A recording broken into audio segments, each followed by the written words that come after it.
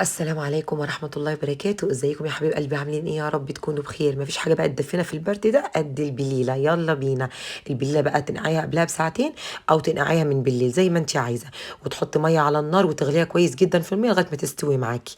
دلوقتي بنزل باللبن الحليب جايباه من عند اللبان، هديها غلوتين كده 3 في اللبن، تقعد تاخد وتدي كده عشان تتشرب من طعم اللبن.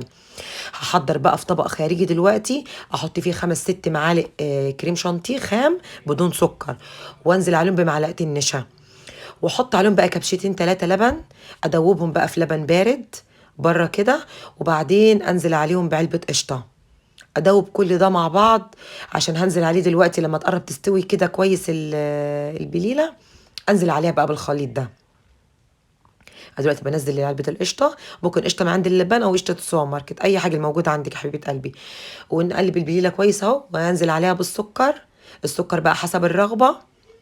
دلوقتي بنزل بالخليط اللي أنا عملته وأقلبها كويس جدا وأخليها تاخد غلوتين مع بعض كده، وهنزل بشوية فانيليا، هتديها طعم وريحة حكاية.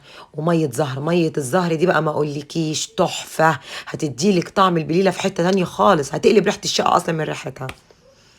دلوقتي هخليها تاخد غلوة كده كويسة مع بعض.